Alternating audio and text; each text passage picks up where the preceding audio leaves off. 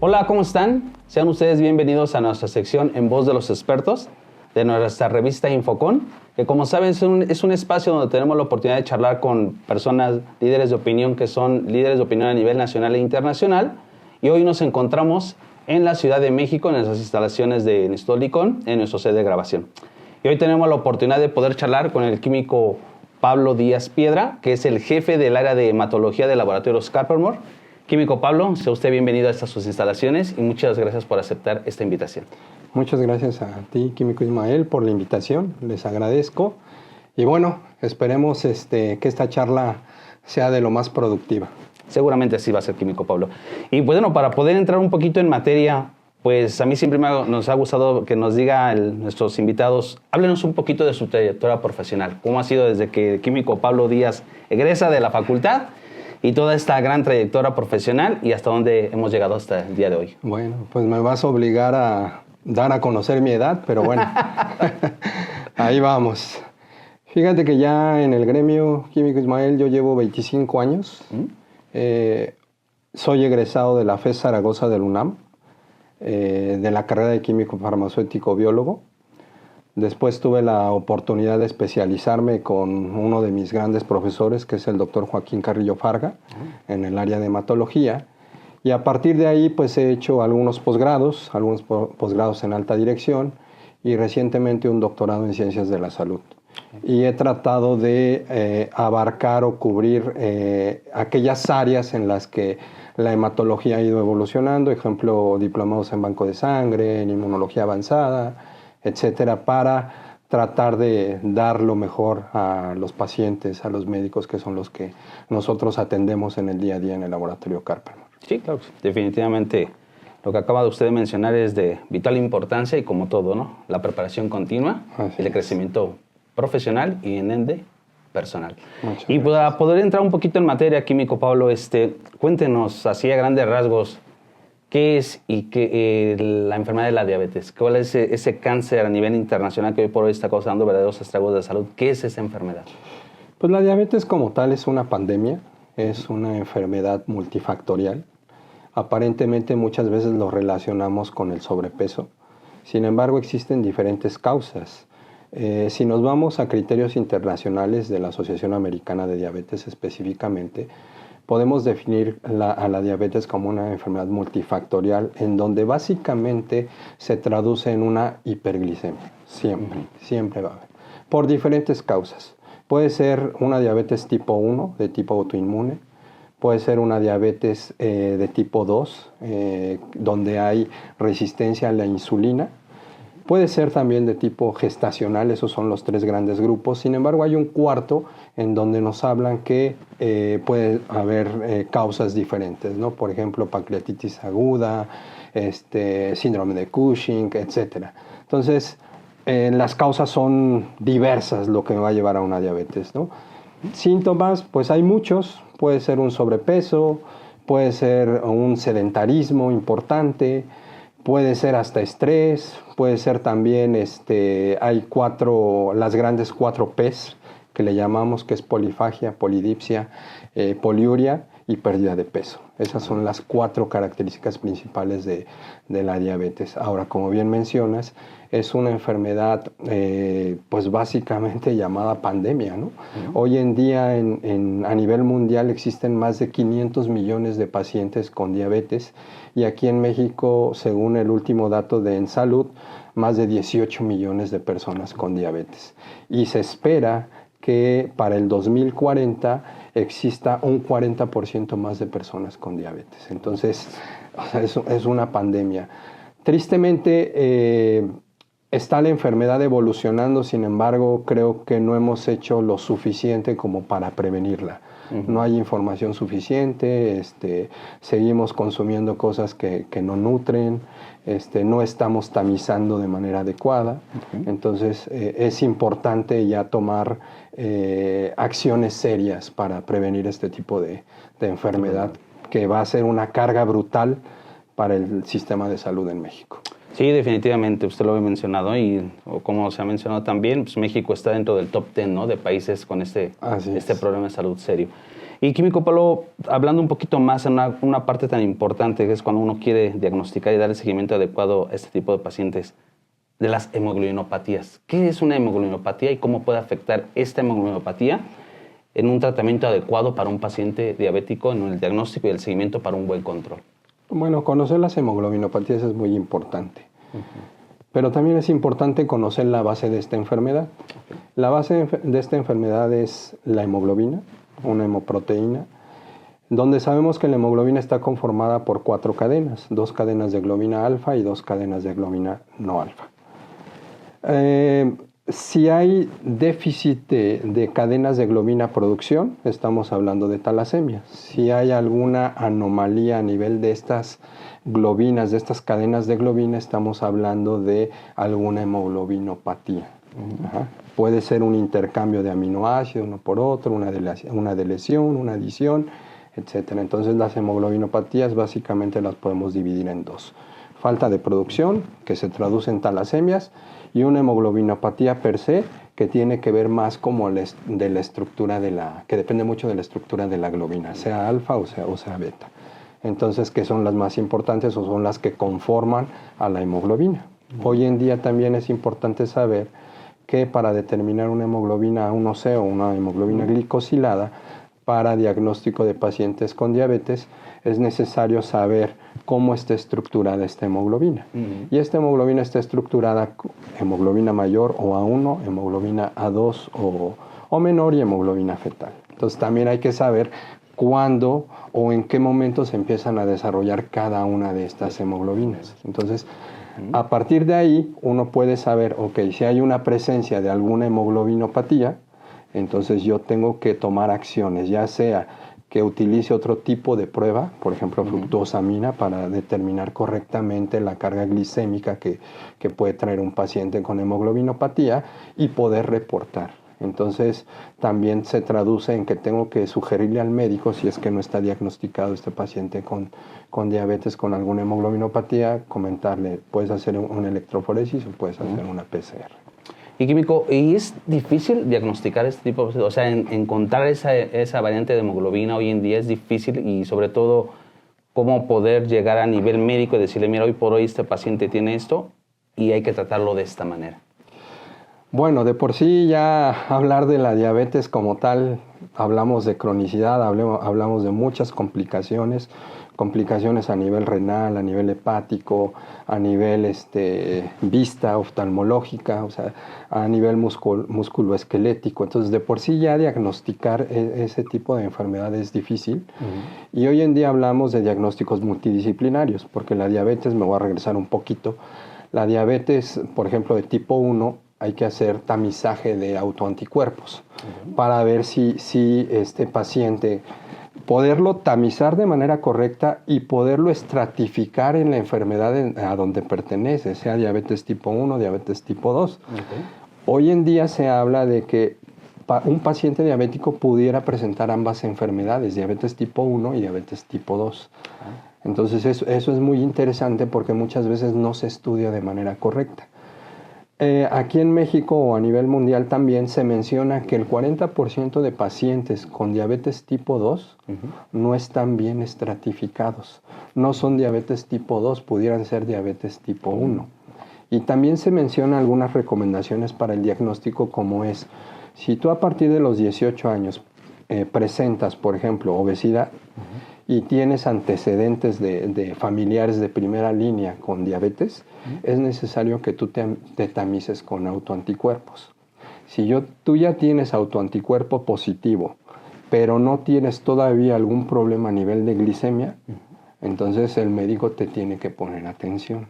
Entonces eso es nivel 1, estratificación nivel 1 en diabetes tipo 1. Diabetes tipo 2 es... Tienes autoanticuerpos, empiezas con problemas a nivel de glucosa, pero todavía no tienes síntomas que le pudieran dar una alerta al médico.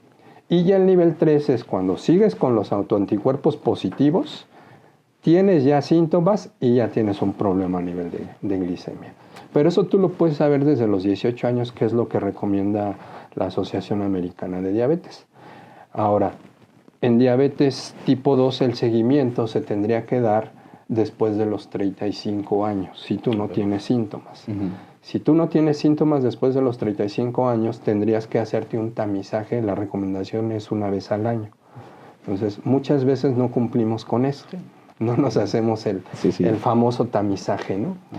Ahora, para el diagnóstico, hablando específicamente del diagnóstico, la asociación menciona que la hemoglobina glicosilada es un método de elección, pero te pone un pero. Y el pero es que este método de hemoglobina 1C esté certificado ante NGSP. ¿Para qué? Para que pueda ser trazable y pueda ser comparable. Y muchas veces no entendemos esa importancia que tiene la NGSP o esa trazabilidad. La importancia radica en lo siguiente. Si tú te haces una determinación el día de hoy en México, en un laboratorio que está certificado ante NGSP, y tú el día de mañana viajas a Inglaterra y te encuentras con un laboratorio también nivel NGSP, los resultados deben de ser comparables. Completamente. Entonces, ellos dicen, puedes utilizar la hemoglobina glicosilada como método diagnóstico si solo si es un método certificado ante NGSP. Ese es uno de los primeros métodos para diagnóstico. El segundo método es la carga oral de glucosa, 75 miligramos de glucosa, para que el paciente se le pueda monitorear a las 2 horas. Sin embargo, como en la gran mayoría de gremios médicos, eso dice la Asociación Americana de Diabetes, pero también la Federación Internacional de Diabetes dice no debe de ser a las 2 horas, debe de ser a la hora.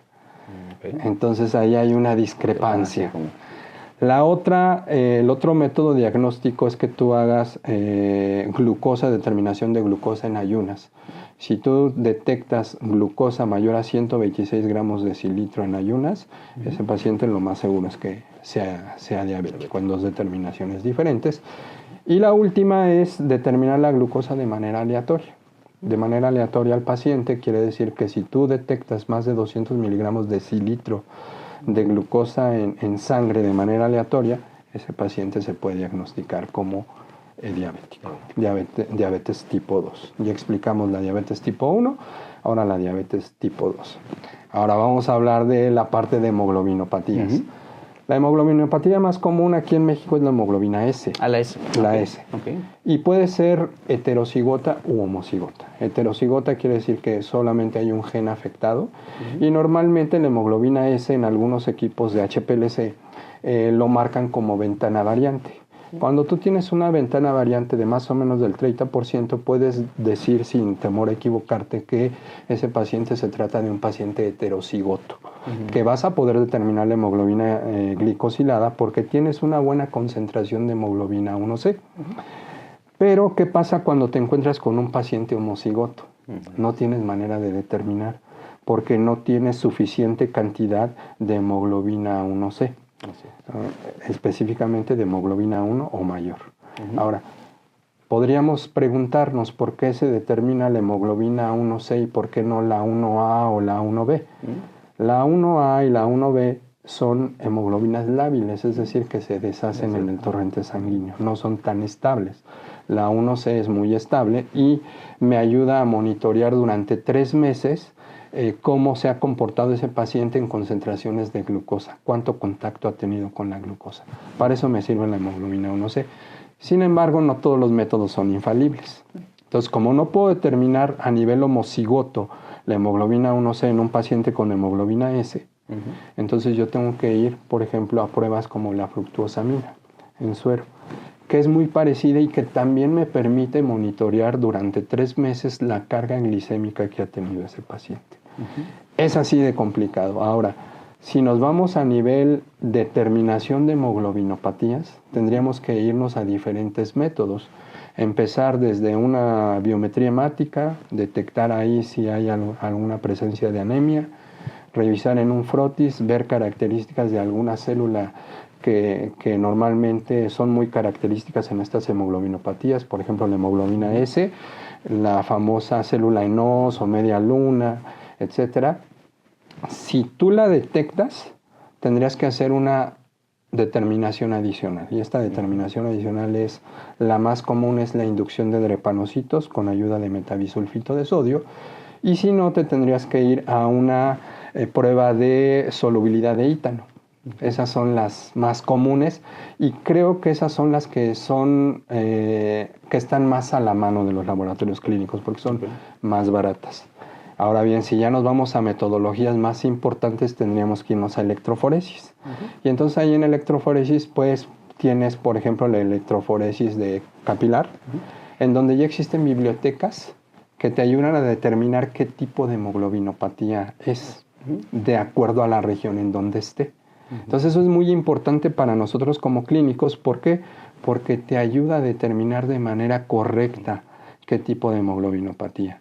Ahora bien, hay hemoglobinopatías que a lo mejor no vas a poder determinar porque tienen el mismo corrimiento electroforético. Sí. Entonces te tendrías que ir directamente a una espectrometría de masas o directamente a una PCR por biología molecular.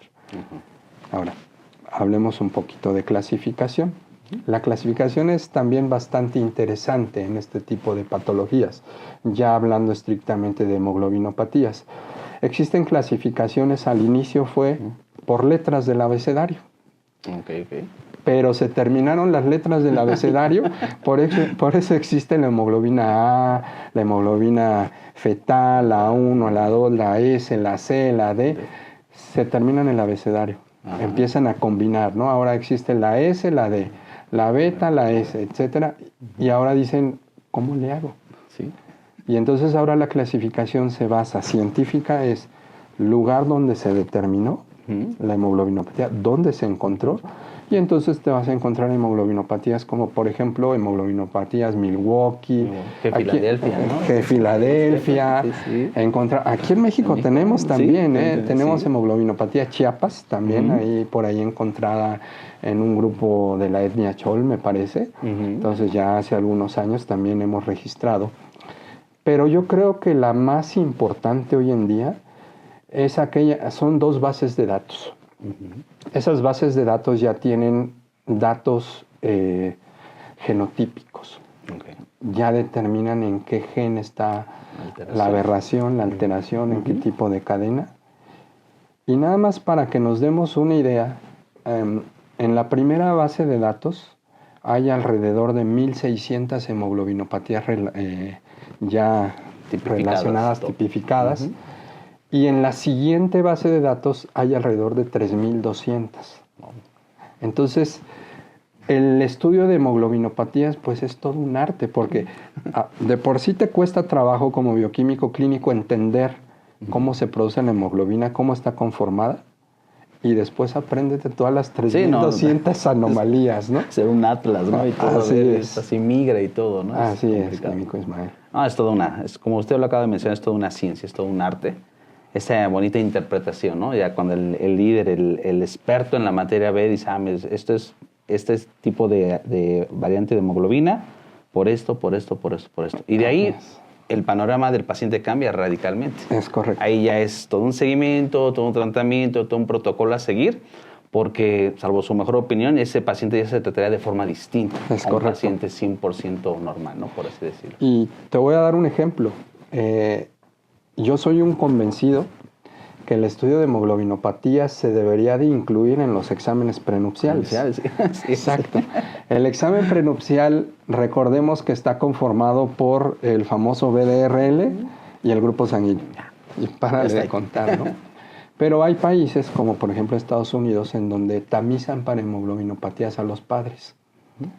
Entonces, eso les ha permitido, por ejemplo, evitar que estos padres sean tratados previo a tener un hijo para evitar, porque ¿qué pasa o qué pasaría si, por ejemplo, un padre le hereda al bebé un gen beta, talasemia, y la mamá le hereda el S talasemia? Entonces ya tendrías tú una de las hemoglobinopatías más graves, que es la beta S talasemia. Entonces ese bebé debería de tener muchísimos cuidados. Sí, así es. Ahora, es preocupante un poquito el tema en pacientes diabéticos, porque recordemos que un paciente diabético de por sí ya está mal oxigenado. Entonces, uno de los riesgos cuando son homocigotos para hemoglobina S, las células falciformes puede ocurrir que se formen por desoxigenación y van a ocluir los vasos sanguíneos a cualquier nivel y a cualquier órgano.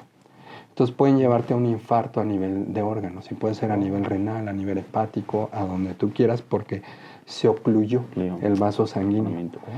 Esos son los cuidados que nosotros como laboratorio clínico debemos de tener con este tipo de pacientes. Dar un buen reporte, un reporte adecuado para que el médico que lo está tratando le dé un tratamiento adecuado a ese paciente. Ese es el riesgo de la diabetes en conjunto con la hemoglobinopatía. No, completamente distinto un panorama y un seguimiento mucho más exacto y preciso, ¿no? Para, como todo, buscar la prevención, ¿no? De ese tipo de complicaciones de salud.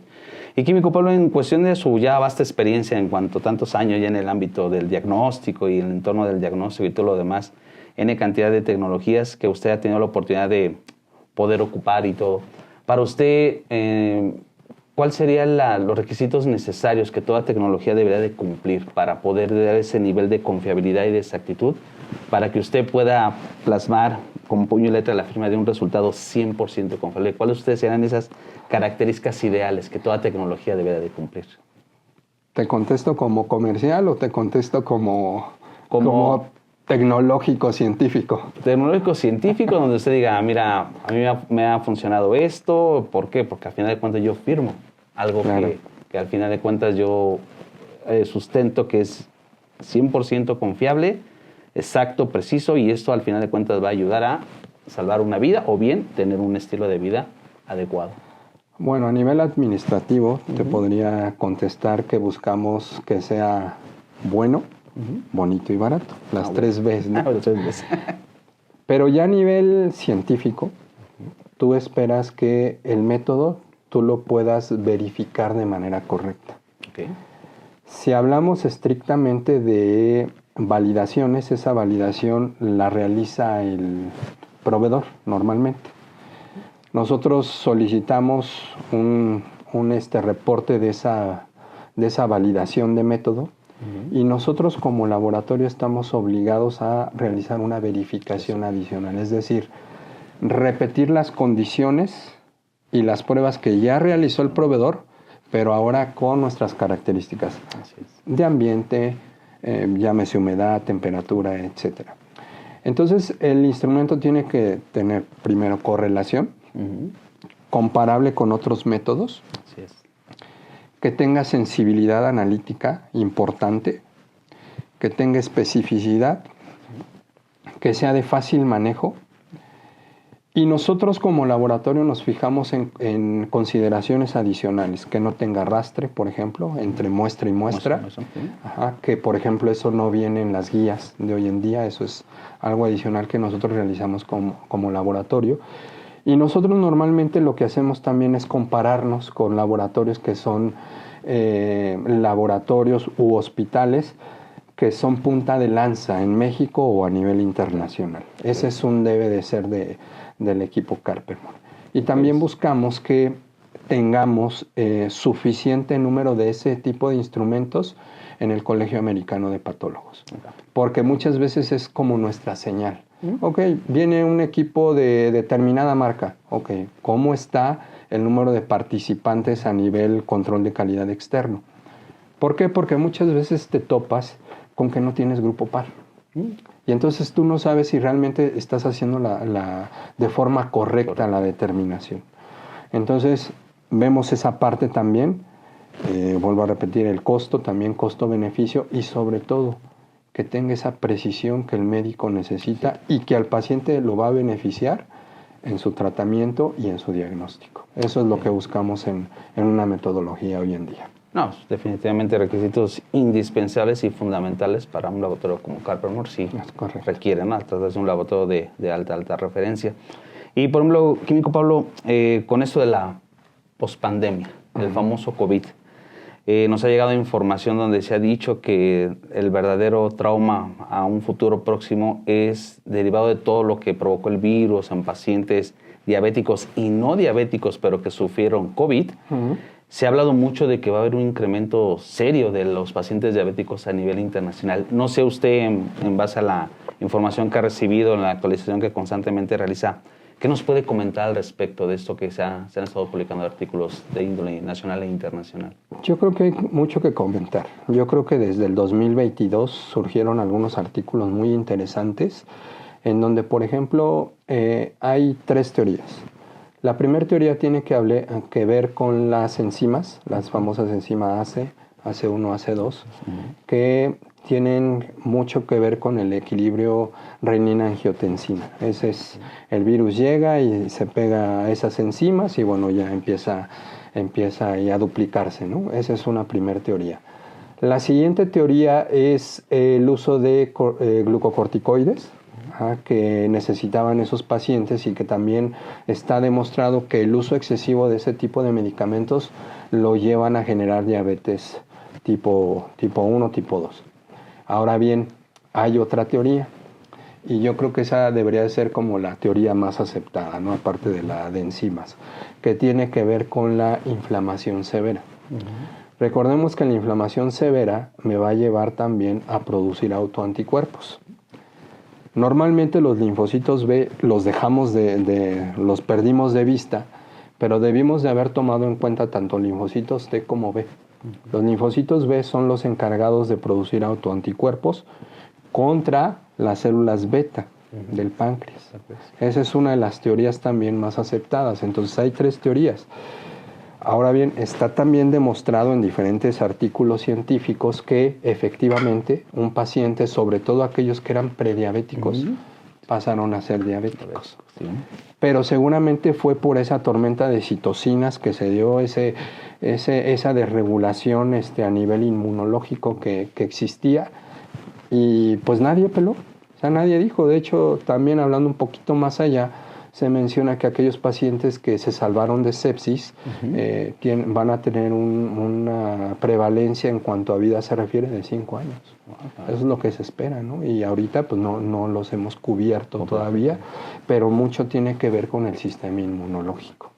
Sí, esas terribles secuelas, ¿no? Que dejó esta pandemia que hace poco. Y hay más. Hay un documento muy interesante, un estudio que se realizó en España, en conjunto con AstraZeneca y algunas asociaciones españolas de salud, en donde ellos mencionan más de 80 efectos secundarios post-COVID. A todos niveles. De hecho, está muy interesante ese documento porque ellos estratifican por sistema. Entonces ellos te dicen, a nivel sistema óseo está esto, a nivel pulmonar está esto, a nivel cardiovascular está esto, etcétera. Más de 80. Wow. Entonces, y también en la OMS hay un estudio, si no mal recuerdo el estudio se llama Estudio Delphi, en donde también mencionan cuáles son las consecuencias del post-COVID. Son documentos muy interesantes que prácticamente se publicaron entre 2022 y 2023 y que valdría la pena que los revisáramos porque ahí vienen muchas de las características clínicas que hoy en día ves en las personas. Dolor de huesos, ya ves a muchas personas con problemas a nivel de rodillas, etcétera, precisamente porque eso vino a ser el COVID-19. No estábamos preparados. El verdadero estrago. Así es. Así es. No, pues ahora sí que, como bien mencionó usted, estar bien informados, información es poder y al final de cuentas para ver qué se puede hacer, ¿no? Para tener, primeramente diagnosticar este tipo de situaciones, dar una mejor atención y sobre todo una mejor calidad de vida, ¿no? En determinado momento para todos y cada uno de los pacientes. Y ya por último, químico Pablo Díaz, Laboratorios Carpernor, hoy en día está listo para este reto que se viene en cuanto a tecnología, espacio, el aspecto tan importante como el factor humano, el recurso humano.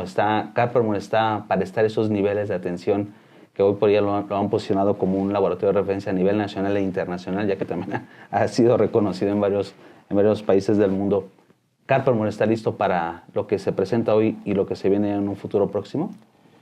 Sí, ahorita estamos a marchas forzadas, trabajando mucho en el tema ciencia de datos, por ejemplo. Como bien comentas, químico, la información es poder. Estamos tratando de llevar a cabo y poder crear nuestros propios algoritmos. También trabajar en conjunto porque creo que este tipo de enfermedades y muchas de las enfermedades de hoy en día son diagnósticos multidisciplinarios y nosotros contamos con 9 áreas de expertise. En cada una de ellas mis compañeros son punta de lanza. Punta de lanza en cuanto a tecnología, contamos con socios comerciales muy importantes. Uno de ellos, vaya la redundancia, es Licón. Justo en la parte de electroforesis, punta de lanza también. Entonces nosotros a nivel también académico hemos buscado hacer alianzas con algunas instituciones, algunas asociaciones, algunas universidades muy importantes a nivel nacional.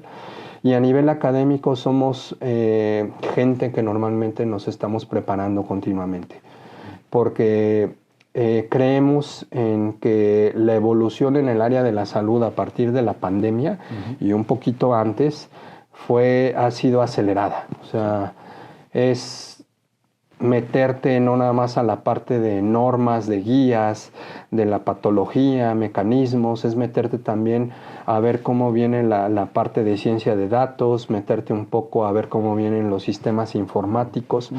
Entonces eso te hace evolucionar como profesional. Entonces creo yo que estamos listos.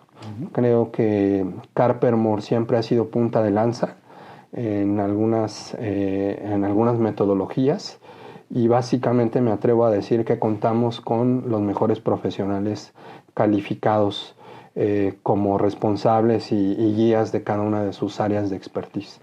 Entonces creo que a nivel multidisciplinario estamos listos, a nivel tecnológico estamos listos y creo que vamos trabajando en toda la parte de los sistemas informáticos, porque no es fácil, pero ahí vamos. Sí, estas nuevas generaciones, ¿no? Que traen el chip puesto, la inteligencia artificial y todo eso, y uno tiene que tratar de involucrarse lo más rápido posible, ¿no? Para estar en la actualidad. Pero estas nuevas generaciones definitivamente están haciendo un parteaguas, ¿no? De lo que hoy por hoy en el diagnóstico se pueden aportar, pueden apoyar para beneficio, ¿no? Tanto de los corporativos y corporativos que están dedicados a lo que es la atención y salud de los pacientes, ¿no? Que es importante. Y bueno, Laboratorios Carpermore por años, lo ha mencionado usted muy bien, pues siempre ha sido punta de lanza, ¿no? Un ejemplo a seguir y un prototipo de cómo se pueden hacer las cosas bien, con un buen objetivo, una buena visión y con un futuro prominente, definitivamente. Es correcto, Químico. Muy bien. Pues Químico Pablo, pues nada más nos restaría agradecerle su presencia, sus instalaciones aquí en Licón, Laboratorio Licón. Es un espacio para todo ese tipo de personas como usted que les gusta dar a conocer lo nuevo que hay hoy en día en el mercado del diagnóstico, y para nosotros es un honor haberlo tenido por aquí en esta su casa. No, muchas gracias por la invitación. La verdad es que siempre es un gusto compartir y cuando gusten visitarnos, sean bienvenidos en las instalaciones de Carpermore. Ok, Diego. Muchísimas gracias. A ustedes.